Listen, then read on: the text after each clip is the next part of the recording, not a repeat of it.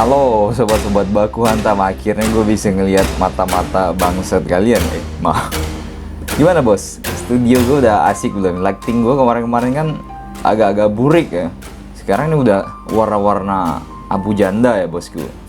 Oke, kita di baku hantam kayaknya gue pakai format kayak gini aja lah biar kagak kena ban ya. Oke lah ya bos ya. Yang mau suka subscribe, yang kagak juga kagak subscribe, kagak apa-apa bosku. Oke, hari ini kita akan bahas apa? Hari ini kita bahas sejarah perang Turki dan Ruski.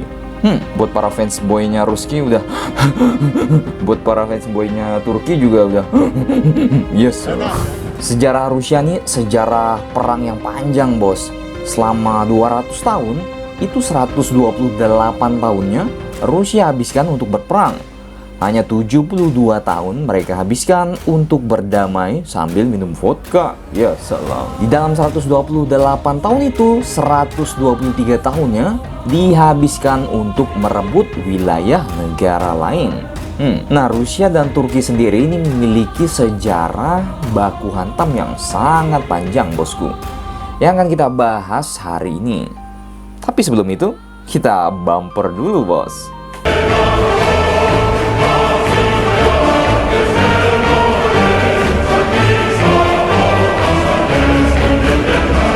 Nah, dalam riwayatnya pertikaian antara Ruski dan Turki ini dimulai dari era kekaisaran pada abad 16.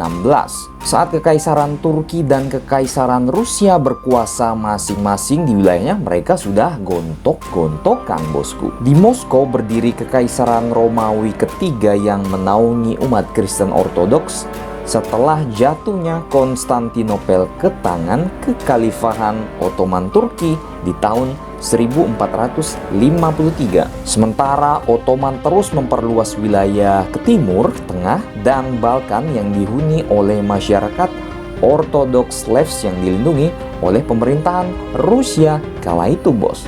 Muka gue nggak ngeselin kan bos. Puncak konflik dua kekaisaran itu yaitu Perang Crimea pada tahun 1853 hingga 1856. Turki pada saat itu bersekutu dengan Inggris dan Prancis melawan Rusia. Perang pun berakhir tanpa pemenang. Nah, pada tahun 1877 hingga 1878, perang antara Turki dan Rusia ini juga kembali terjadi. Namun kali ini dimenangkan oleh negara bapak kalian, Rusia. Dan ini menghasilkan kemerdekaan bagi negara Bulgaria. Selanjutnya pada Perang Dunia Pertama.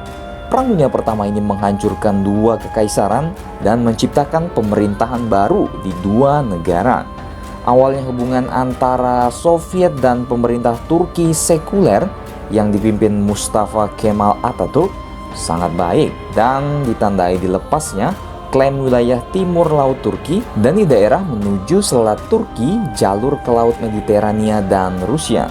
Namun, memang gen baku hantam mereka ini, hubungan kedua negara ini kembali memburuk setelah konvensi Montreux pada tahun 1936 yang mengatur dikembalikannya selat Turki dan penguasaan sepenuhnya perairan itu oleh pemerintah Ankara. Dalam Perang Dunia Kedua, Turki membuat Rusia yang saat itu digempur Jerman oleh bapak kalian, Bapak Hitler, sangat marah. Kenapa Rusia marah? Pasalnya, kendati Turki bersikap ya netral, kayak Gigi Supravid, Turki waktu itu tidak terlibat perang dan bersikap netral, namun mereka mengizinkan kapal perang Jerman melintasi selat Turki untuk menyerang Rusia. Wah, bangsat juga nih. Bangsat kau. Maaf. Pada tahun 1945, paman kalian, Joseph Stalin, meminta kembali selat Turki dari Atatürk. Pemerintah Barat pun menentangnya dan selama 45 tahun Perang Dingin, Turki dan Rusia atau Soviet saling berseberangan, bos. Pada tahun 1952, Turki bergabung dengan NATO dan menjadikannya negara anggota kedua yang berbatasan langsung dengan Uni Soviet. Pada tahun 1962 terjadi krisis rudal Kuba, bosku. Saat itu Soviet dikecam karena memiliki rudal balistik di Kuba. pemerintah John F. Kennedy akhirnya sepakat untuk menarik rudal Amerika Serikat dari Turki demi menghindari sebuah perang nuklir. Oh, jangan itulah, belum kawin nih, bos. Namun dengan runtuhnya Uni Soviet, hubungan Rusia dan Turki kini semakin membaik. Keduanya negara menghasilkan banyak sekali kerjasama ekonomi di bidang energi dan manufaktur. Nilai perdagangan mereka kini per tahunnya mencapai 33 miliar dolar dan menjadikan Rusia mitra dagang kedua terbesar Turki setelah Jerman. Jadi kalau Rusia berantem, yang rugi ya kedua-duanya, yang ketawa ya Eropa sama Amerika. Ya salam, garok-garok.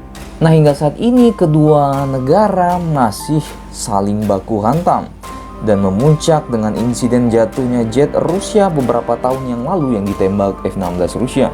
Kini Kremlin dan Turki juga nyaris baku hantam di Suriah. Rusia yang membela Assad dan Turki yang mendorong para pemberontak untuk menggulingkan rezim Assad.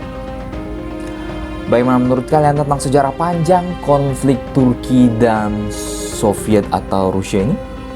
Silakan baku hantam kalian di Kremlin sambil minum vodka, bosku. Ciao.